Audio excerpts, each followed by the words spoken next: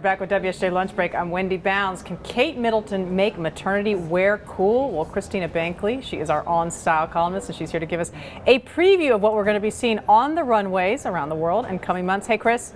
Hey, Wendy. All right, let's get to Kate in just a moment. One of the things that I'm fascinated by is you say this coming season, it's no fear. You can mix and match almost anything, and that's the approach the designers are pushing. What are these looks gonna pan out to be?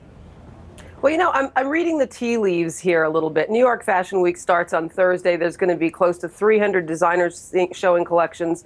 I've seen the sketches from about 15 or 16 collections. So, like I said, tea leaf reading here, but a lot of what I'm already seeing is a continuation of the past, which is take florals, mix them with stripes, take plaid, mix them with florals, do all the sort of mix and match crazy textures. There's really no rules anymore to what people can mix in clothing, and I think that's going to stick around for a while. It may even be permanent. And that's going to be a little tricky for some of the more fashion challenged of us trying to figure out and navigate that, I bet. But we'll look to you for that. Now, Kate Middleton, that's somebody else everybody's going to be looking to.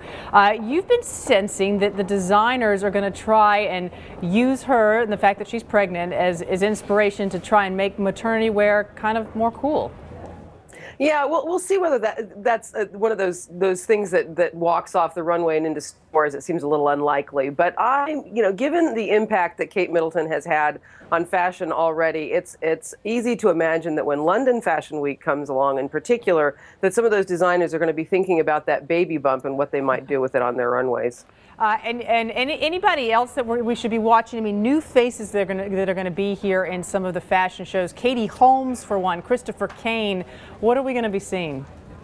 You know, Katie Holmes, we think of her as a movie star. She joined for the first time last season with her longtime stylist, Jean Yang, and launched a line called Holmes and Yang. They're going to be showing it during New York Fashion Week. It's very hush-hush. They're not going to do a big runway show. It's like a very small, intimate, by appointment only showing. I'll be there. I'll be curious to see what it is.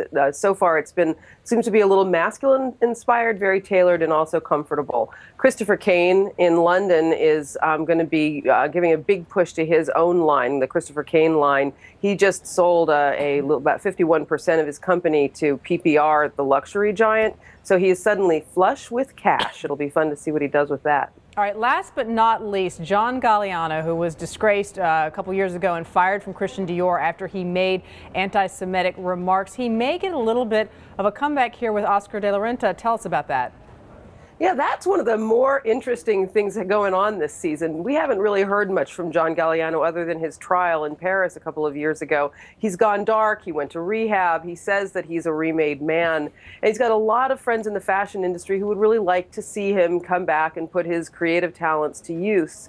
Oscar de la Renta invited him in for what they called a residency for 3 weeks, where he would share some of his ideas with de la Renta. We're going to see what the outcome is in New York this week. I really have no idea what that might be, but Galliano has never, ever been anything but dramatic. No, and maybe we'll have much more to talk about after this happens. Chris Binkley, thanks so much for being with us.